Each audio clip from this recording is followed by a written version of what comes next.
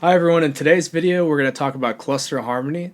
We're going to map it out on the top three strings in the key of C major, and then we're going to use this implied over maybe a D Dorian type sound so that way you could see how to use this. Alright, let's get into it. So first let's go over cluster harmony in general. So the idea is having three notes that are either half steps or whole steps apart.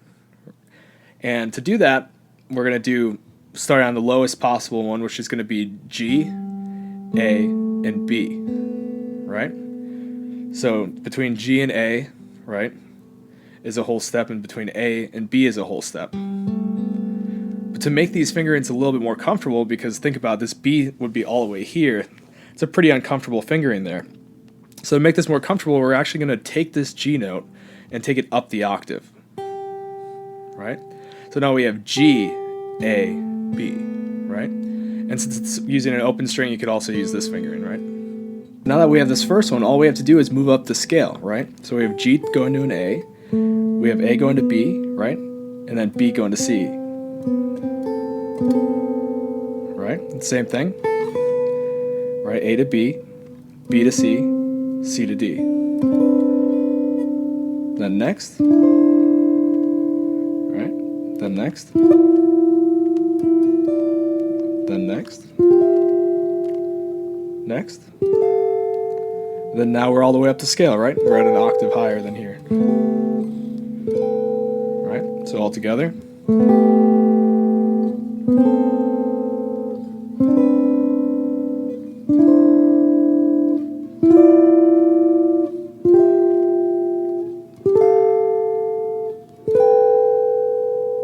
Now that we've mapped this out going up by scale, which is going to be extremely useful if you take this concept and you do it over, let's say, melodic minor, right? Because these shapes are going to change a bit. And if you'd want to, I could do a video on melodic minor doing the same thing. So leave a comment below if that's something you'd want. But now that we've done that, let's talk about the three main shapes that occur in this typical C Ionian situation. And this would be the same with any of the church modes, right? And the first shape we're going to talk about is this one, right?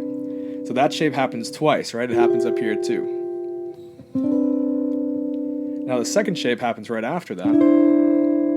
That happens, I believe, 3 times. Right here, right? Right here, right here, right? And then the last shape happens 2 times, right? We've got that one right here. Right? So all together we've got here, these, and then this one. And that makes up the entire C Ionian major mode.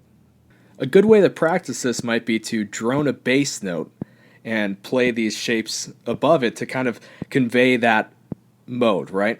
So for instance, if we were to drone a D bass note and do these exact things with no sharps and no flats, we would end up with D Dorian, right? Because D Dorian is the second mode of C major.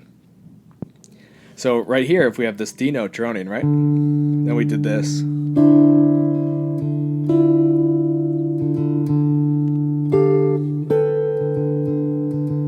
Right? It might be a nice way to head into a, so what, or something that's modal, like a nice jazz intro, right? And now if we were to change the bass note to A, we'd end up with an A natural minor, right? Like a...